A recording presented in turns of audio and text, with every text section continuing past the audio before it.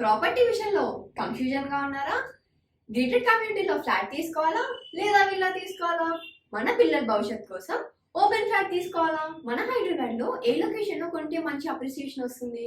మరి నమ్మకమైన ప్రాపర్టీ కొనాలంటే నమ్మకమైన గైడ్ కావాలి కదా. ప్రాపర్టీ అడ్వైజర్ కోసం సంప్రదించండి వరాహస్వామి ప్రాపర్టీ గూగులర్. కాంటాక్ట్ 7207218485. ఓం గం గణపతియే నమ. ఓం నమ శివాయ. ఓం శ్రీమాత్రే నమ. సర్వమంగళ మాంగళ్యే శివే సర్వార్థ సాధికే శరణ్యే త్రయంబకే దేవి నారాయణి నమస్తుతే. మనకి జూలై 6వ తారీఖు నుంచి జూలై 14వ తారీఖు వరకు గుప్త నవరాత్రులు అంటే వారాహి నవరాత్రి కూడా అని అంటారు మనకి. సో ఈ గుప్త నవరాత్రులు వారాహి నవరాత్రి అనేది మనము ఎలా చేసుకుంటాము, ఎలా చేసుకుంటే మనందరికీ భక్తులకి మంచి జరుగుతుంది, ఏ ప్రయోజనాలు జరుగుతాయి, ఏ రాశుల వరకు కూడా ఎలా ఉంటాయి, అవన్నీ మనం ఈరోజు తెలుసుకుందాం. అయితే ఈ వారాహి నవరాత్రి అనేది ఏదో కొత్తగా వచ్చింది, ఏదో ఈ మధ్య ఎక్కువగా ప్రాచుర్యం చెందుతుంది, బాగా యూట్యూబ్లో అన్నిట్లో చెప్తున్నారు, ఏంటో కొత్తగా ఒక 2 సంవత్సరాలు 3 సంవత్సరాల నుంచి బాగా అవుతుంది, ప్రాచుర్యం చెందుతుంది అన్నది కాదు. ఇది ఎప్పుడు చాలా ప్రాచీనమైన పద్ధతే, చాలా ప్రాచీనంగా ఎప్పటి నుంచో మన పురాణాల్లో చెప్పబడింది. దీనికి మన ప్రామాణికం కూడా ఉంది. మనకి దేవి భాగవతంలోను అలాగే బ్రహ్మ వ్యవస్థ పురాణంలోనూ కూడా చెప్పబడింది, క్లియర్గా చెప్పబడింది. దేవి భాగవతంలో అయితే 9వ స్కందంలో అమ్మవారిని ఏ రూపంలో ఏ మంత్రంతో చేస్తే మనకి ప్రయోజనం కలుగుతుంది కూడా క్లియర్గా ఖచ్చితంగా చెప్పబడింది. అయితే ఈ వారాహి అంటే ఎవరు, వారాహి అమ్మవారు అంటే ఎవరు అని అంటే లలిత అమ్మవారి ముఖ్య సైన్యాధ్యక్షురాలు ఈ వారాహి అమ్మవారు. అంటే వారాహి అంటేనే శక్తి అన్నమాట. శక్తి అమ్మవారు అంటేనే శక్తి స్వరూపం కదా. అమ్మవారి శక్తి స్వరూపాలలో 7 శక్తి స్వరూపాలు, అవి మాతృకల రూపకంగా మనము కీర్తిస్తామన్నమాట. అటు శక్తిగాను కీర్తించబడుతుంది అమ్మ, అలాగే తల్లిగా అమ్మగా మాతృత్వానికి ప్రతీకగా కూడా మనము అమ్మవారిని వారాహి అమ్మవారిని కొలుస్తాం అన్నమాట. అది ఏంటి అని అంటే సప్తమాతృకలుగా మనకి శక్తి స్వరూపాలు ఉంటాయి. దాంట్లో సప్తమాతృకల్లో ఒకరైన అమ్మవారు వారాహి అమ్మవారు. సప్తమాతృకలు అని అంటే బ్రాహ్మి, వైష్ణవి, మాహేశ్వరి, కౌమారి, చాముండ, ఇంద్రాణి, వారాహి. దీంట్లో వారాహి అమ్మవారు ఒక శక్తి స్వరూపం అన్నమాట. సో ఈ అమ్మవారు ఆవిర్భవించిన రోజు ఆషాఢ శుద్ధ పాడ్యమి రోజు ఆవిర్భవించింది. అది ఎలా అంటే అసురుడు అనే అసురుడిని అమ్మవారు సంహరించే టైంలో ఈ అమ్మవారైన వారాహి అమ్మవారు ముఖ్య సైన్యాధ్యక్షురాలుగా నియమించబడుతుందన్నమాట. అప్పుడు అమ్మవారు ఆ భండాసురుని సంహరించే టైంలో భండాసురు యొక్క ముఖ్యమైన సైన్యాధ్యక్షుడు కూడా ఉంటాడు. ఆ సైన్యాధ్యక్షుడిని ఈ అమ్మవారు సంహరించడం మూలంగా, అది ఏ రోజు అంటే సంహరించే మూలంగా ఈ అమ్మవారికి, ఈ వారాహి అమ్మవారుగా అంటే భూమి మీద ఈ భండాసుర రాక్షసుడు అనేది తిరుగుతూ ఉన్నాడు. భూమి మీద అమ్మవారు వచ్చి ఈ రాక్షసుడిని, ఆ సైన్యాధ్యక్షుడిని, భండాసుర సైన్యాధ్యక్షుడిని విశుక్రుడు అనే సైన్యాధ్యక్షుని సంహరిస్తుంది. కాబట్టి అమ్మవారికి వారాహి అనే అమ్మవారితో ప్రాచుర్యం చెందినది. ఆ రోజు ఆవిర్భవించిన రోజు మనకి ఆషాఢ శుద్ధ పాడ్యమి రోజు జరిగింది. కాబట్టి అమ్మవారు లలిత అమ్మవారు చాలా ప్రసన్నం చెంది ఈ 9 రోజులు నవరాత్రులు ఎవరైతే నేను కీర్తించి అమ్మవారిని పూజించి భూమి కోసమో లేదా ఇళ్ళ కోసమో లేదా ఇంకేదన్నా కోరికతో కూడిన పూజ చేస్తారో వారికి తప్పకుండా నా ఆశీర్వచనం కూడా, నా సహకారం కూడా భక్తులకి లభిస్తుంది అని చెప్పేసి లలిత అమ్మవారు ఈ వారాహి అమ్మవారికి తను వాక్కు ప్రసాదిస్తుంది అనమాట. సో అలాగా ఈ వారాహి అమ్మవారికి ప్రాచుర్యం చెంది, ఇది జరిగింది ఎప్పుడో కదా, ఎప్పుడో మనకి కృతయుగంలోనో ఎప్పుడో జరిగిందనమాట. ఆ యుగంలో జరిగిన నుంచి అప్పటి నుంచి ఇది ప్రాచుర్యం చెందిన పూజనే. కాకపోతే ఇప్పుడు మనకి సోషల్ మీడియా బాగా ప్రాచుర్యం చెంది మనకి ఈ రోజుల్లో ఇప్పుడు మనకి అందరికీ అందుబాటులో వచ్చింది, తెలుస్తోంది అనమాట.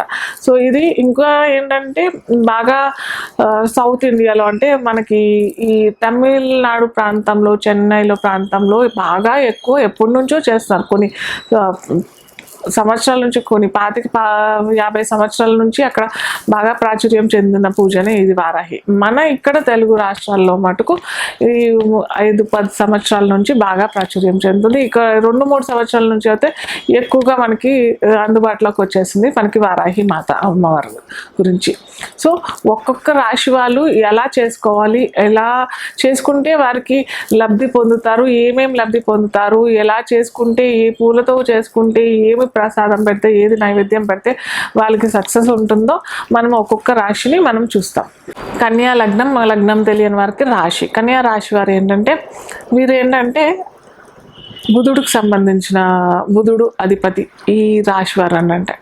సో ఈ రాశి వారు కూడా ఫస్ట్ విఘ్నేశ్వరుడికి నివేదన చేసిన తర్వాత వీరు కూడా విఘ్నేశ్వరుడికి గరికమాల సమర్పించుకున్న తర్వాత అలాగే కొద్దిగా అరిటాకు కూడా వేసుకొని అమ్మవారికి చక్కగా వీరు ఏమన్నా ప్రసాదాలు స్పెషల్గా ఏమన్నా చేయాలి అని అనుకునే వారికి, ఎందుకంటే ఇది బిజినెస్ రాశి కాబట్టి కొన్ని చాలా ఎక్కువగానే ఉంటాయి థాట్స్ కాబట్టి, సో వీరు ఏంటంటే అమ్మవారికి చక్కగా ఈ అరిటాకుతో విస్తర వేసి, అట్లీస్ట్ 9 రోజులు మేము చేయలేమనంటే ఒక్కరోజైనా చేసేసి చక్కగా అరిటాకులో మీరు చేసుకోవాల్సిన నైవేద్యాలన్నీ అక్కడ పెట్టేసి చక్కగా అలంకరణ చేసేసి అమ్మవారికి నివేదన చేస్తే చాలా మంచి ఫలితాలు వస్తాయి.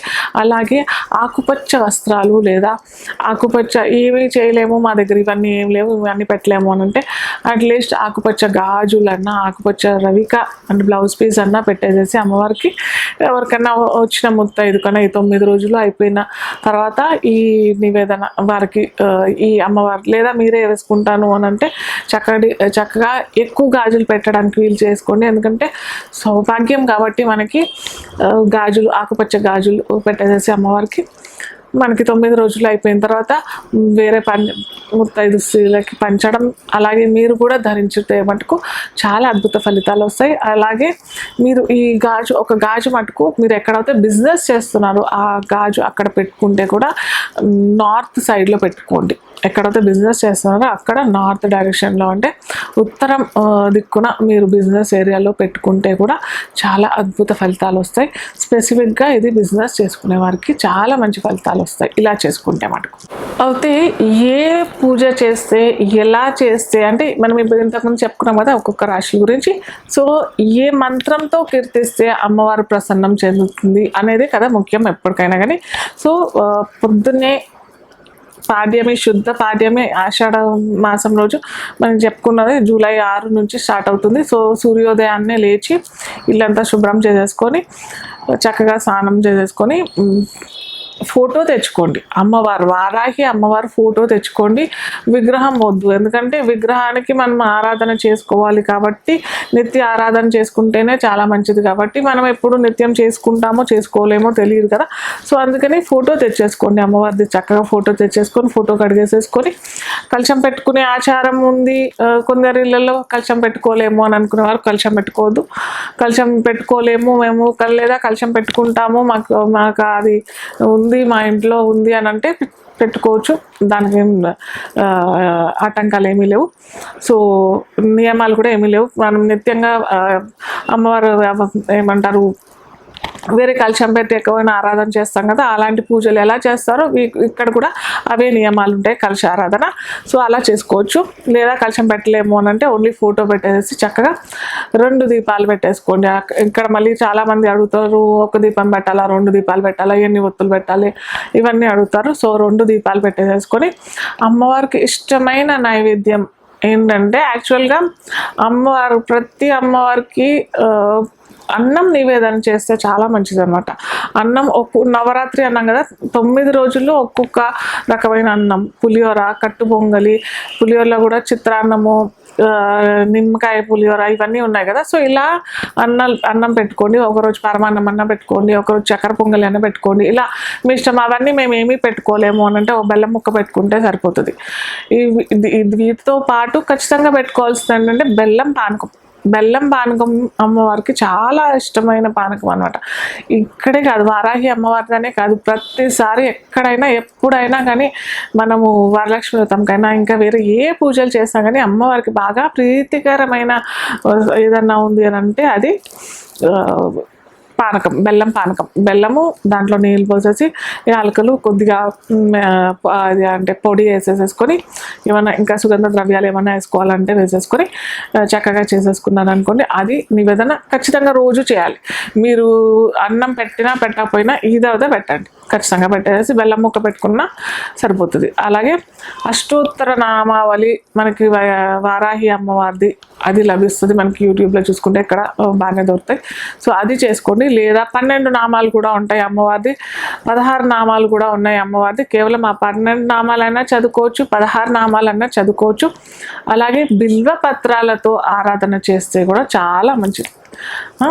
చేసిన తర్వాత ఇవన్నీ మేము ఏం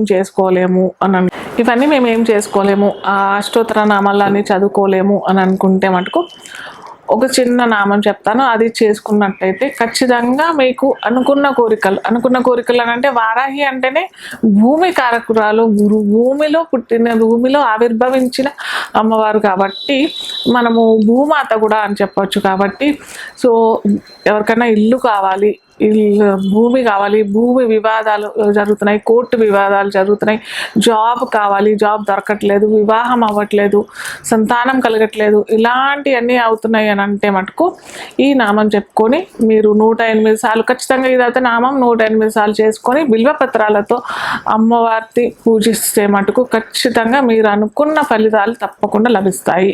ఈ 9 రోజులు చేసుకోలేని వారు కనీసం 3 రోజులైనా చేసుకుంటే చాలా మంచి ఫలితాలు వస్తాయి. 3 రోజులు కూడా మేము చేసుకోలేము, ఒక్క రోజైనా చేసుకుంటాము అని అంటే మటుకు ఒక్క రోజైనా చేసుకోవచ్చు.